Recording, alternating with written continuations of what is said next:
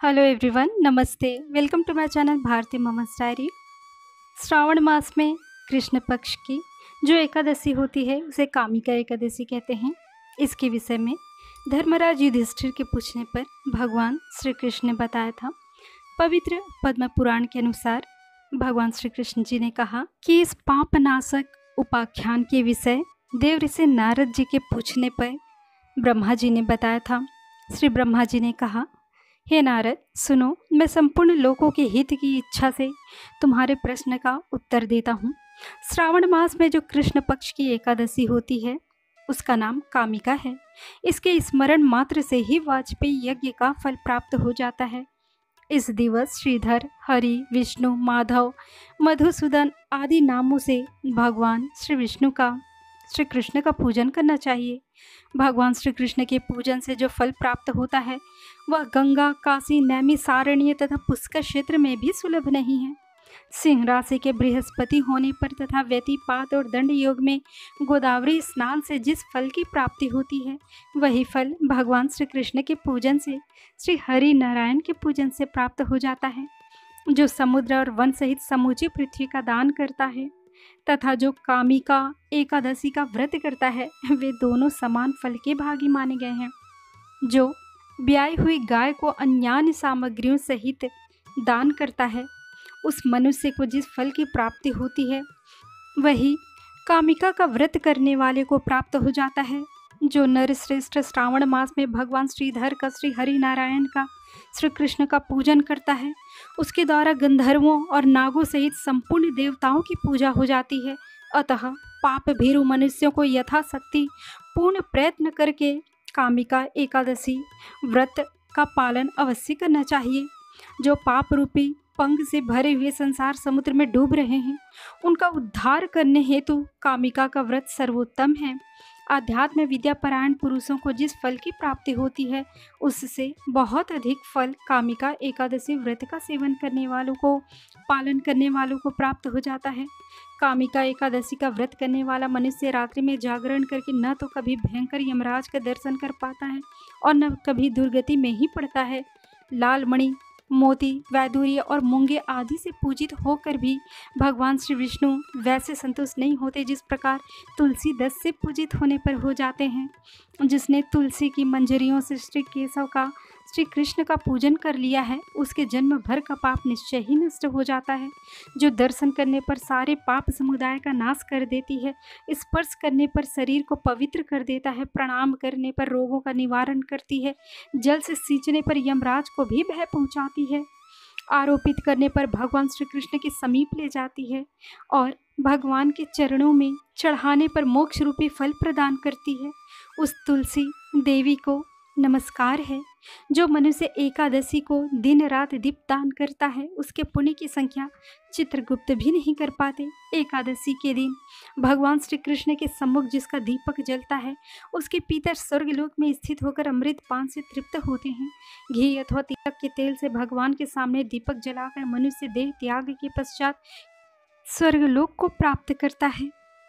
भगवान श्री कृष्ण कहते हैं, हे युधिष्ठिर, यह तुम्हारे सामने मैंने कामिका एकादशी की महिमा का वर्णन किया है। कामिका एकादशी सब पातकों को हर लेने वाली है, अतः मानवों को प्रयत्न कर इस व्रत का पालन करना चाहिए। यह स्वर्गलोक तथा महान पुण्य फल प्रदान करने वाली है। जो मनुष्य श्रद्धा के साथ इसका महात्म्य श्रवण करता है वह सब पापों से मुक्त हो श्रीमद धाम को, श्री विष्णु धाम को प्राप्त होता है। व्रत कथा इस प्रकार है। प्राचीन समय की बात है। द्रविड़ क्षेत्र में एक राजन हड़धनवा राज्य करते थे। उनकी एक सुंदर साम्राज्ञी व 5 संतानें, 4 पुत्र व 1 पुत्री थी। राजन सर्वथा योग्य, प्रतापी व कुशल थे। उनकी प्रजा उनसे संतुष्ट थी। एक दिवस राजन हड़धनवा अपने कुछ सैनिक दल के साथ वन आखेट हेतु गए। आखेट करते करते वे सघन वन में दूर चले गए व मार्ग से भटक गए। जल तृष्णा से, प्यास से वे एक सरोवर के समीप आकर जल ग्रहण कर तृप्त हुए, विश्राम करने लगे। वे विश्राम कर ही रहे थे कि एक शुक उनके समीप आया, अपनी ध्वनि में कुछ बोलने लगा। राजन हड़धनवा विद्वान थे तथा वे पशु पक्षियों की ध्वनि के ज्ञाता थे।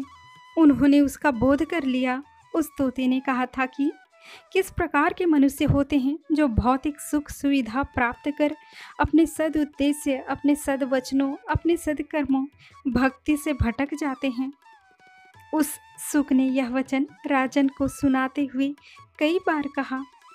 कुछ समय पश्चात राजन के सैनिक उन्हें ढूंढते वहां पहुंच गए। महल में आकर राजन उस सुख के वचनों का बारंबार स्मरण करने लगे। उससे उनका मन ध्यान विचलित हो गया। कुछ समय पश्चात महर्षि वाल्मीकि के आने पर राजन ने अपनी व्यथा महर्षि वाल्मीकि जी से कही। महर्षि वाल्मीकि ने ध्यानमग्न हो उस सुख के वचनों के मर्म को ज्ञात किया और राजन को बताया कि वह सुख आपके पूर्व जन्म का पुत्र था। तब महर्षि वाल्मीकि ने राजन हरधन्वा को उनके पूर्व जन्म की कथा कही। कथा इस प्रकार है। पूर्व जन्म में राजन हरधन्वा एक पूजन यज्ञ कर्म करने वाले जिन्हें ब्राह्मण परिवार में जन्मे थे। उनका नाम सुदेवा था। उनकी पत्नी महर्षि गौतम की पुत्री गौतमी अत्यंत धर्मपरायण पतिव्रता स्त्री थी। वे दंपति अनेक वर्षों से निसंतान थे। इसका उन्हें अत्यंत दुख था। दुख में एक दिवस सुदेवा अपनी पत्नी से कहने लगा, इतने अधिक वर्ष हो गए, मृत्यु उपरांत हमारी संतान नहीं जो हमारा तर्पण भी कर पाए। इससे उत्तम तो मैं अपने शरीर का त्याग कर दूं। उनके वचन सुनकर गौतमी, जो विद्वान व धर्मपरायण थी, अपने पति को सांत्वना देते हुए कहने लगी, आप वैष्णव हैं, क्यों न हम प्रभु श्री विष्णु की आराधना व तपस्या करें। यदि वे प्रसन्न हों तो हमें अवश्य संतान सुख की प्राप्ति होगी। वे दंपति 4000 वर्ष तक तपस्या करते रहे और श्रीमन नारायण उनके ध्यान, पूजा, भक्ति, आराधना, तपस्या से प्रसन्न हुए और उन्हें वर मांगने को कहा। तब सुदेवा ने उन्हें अपने मनोवांछित वर के विषय कहा। तब श्रीमन नारायण ने उन्हें कहा कि इसके स्थान पर कोई दूसरा वर मांग लो, क्योंकि तुम्हारे आने वाले 7 जन्मों तक तुम्हें संतान योग नहीं है। यह श्रवण करते ही सुदेवा मूर्छित हो गया। सुदेवा की इस प्रकार की दुखद मन व शरीर अवस्था देखकर श्री विष्णु के वाहन गरुड़ देव उनके समीप आए और श्री भगवान से कहने लगे कि हे प्रभु, आप तो करुणा सिंधु हैं, कृपा कर इसे एक पुत्र प्रदान कर दीजिए। तब श्री हरि ने कहा कि हे गरुड़, तुम इसे वर प्रदान कर दो, तब मैं तुम्हारे वचन को पूर्ण करने के लिए इसे पुत्र प्रदान कर दूंगा। निश्चित ही इसे संतान सुख की प्राप्ति होगी। चेतना आने पर सुदेवा ने विचार किया कि मैंने इतने वर्षों तक प्रभु की आराधना, तपस्या की। श्री गरुड़ ने तब सुदेवा से कहा कि वे चिंता न करें, उन्होंने प्रभु से वचन ले लिया है, उन्हें निश्चित ही संतान की प्राप्ति होगी। कुछ समय पश्चात गौतमी गर्भवती हुई और समय पश्चात उसने एक सुंदर पुत्र को जन्म दिया। उसका नाम सुखदेव रखा गया। वह पुत्र अत्यंत योग्य, विद्वान, शास्त्र ज्ञाता, सद्गुणी, धर्मपरायण था। एक दिवस ऋषि देवल गौतमी और सुदेवा के घर पधारे। गौतमी और सुदेवा ने महर्षि देवल का उचित सत्कार किया। आतिथ्य सत्कार व आदर से प्रसन्न जब मुनि देवल से अपने पुत्र को आशीर्वाद देने हेतु कहा, तब ऋषि देवल अत्यंत गंभीर हो गए और कहा कि पुत्र का आयुष अल्प है, 12 वर्ष की अवस्था को प्राप्त होने के पश्चात वह मृत्यु को प्राप्त होगा। यह सुनकर वे दंपति अत्यंत दुखी हो गए। समय पश्चात जब पुत्र 12 वर्ष का हो गया, एक दिवस वह नदी में स्नान हेतु गया था। कुछ समय उपरांत बालक के एक मित्र ने सुदेवा से आकर इसके विषय कहा। जब पति पत्नी नदी को गए, अपने पुत्र का शरीर देख भयंकर दुख पीड़ा में वे अपने पुत्र व प्रभु नारायण का आह्वान करने लगे। भाग्य से वह समय चातुर्मास का था। बिना कुछ खाए पिए वर्षा जल में भीगते वे अपने प्रभु का आह्वान करते विलाप ही करते रहे। इस प्रकार सौभाग्य से एक पुरुषोत्तम मास बीत गया। तब प्रभु उनके समक्ष प्रकट हुए और उनके पुत्र को दीर्घायु दी। उनसे कहा कि यह पुत्र 12,000 वर्षों तक जीवित रहेगा और अंत में मेरे धाम को लौट आएगा। समय बीत गया और जब सुदेवा अपने अगले जन्म में राजन हरधनवा के रूप में थे, तब उनका वही पुत्र सुख के रूप में परमेश्वर की व्यवस्था अनुसार उसके समक्ष प्रकट हुआ।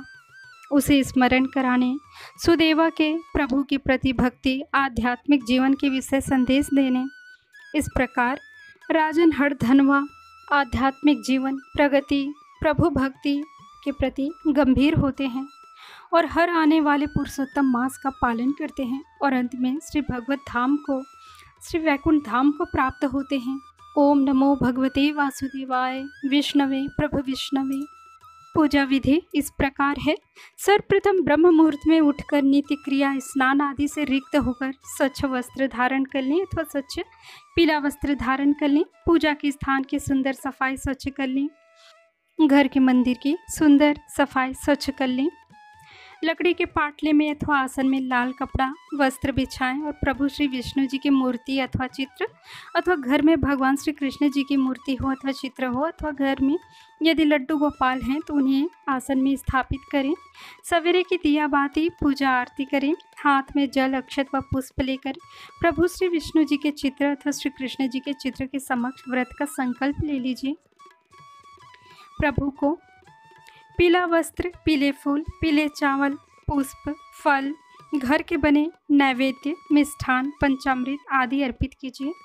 प्रभु को टीका लगाएं, पूजा आरती करें, विष्णु सहस्त्र नाम का पाठ करें, जप करें, व्रत कथा का श्रवण करें, घर के सदस्यों को प्रसाद वितरण करें, आरती दें, घर में दिया आरती दिखाएं। सांझ पूजन के उपरांत रात्रि में फलाहार कर सकते हैं तथा 1 गिलास दूध का भी सेवन कर सकते हैं। दान का भी महत्व है। सामर्थ्य अनुसार विपन्नों में दान कर सकते हैं। व्रत के पूरे दिवस मन स्वच्छ, दुर्भावना रहित, शीतल रखें। ब्रह्मचर्य का पालन करें। अगले दिवस द्वादशी को सवेरे पूजन के उपरांत सूर्योदय पश्चात उचित समय पर व्रत का पारण कर लें। अन्न जल ग्रहण कर सकते हैं। आप सभी को श्रावण मास के कृष्ण पक्ष की कामिका एकादशी की हार्दिक शुभकामनाएं। Thank you for watching. जय श्री कृष्णा।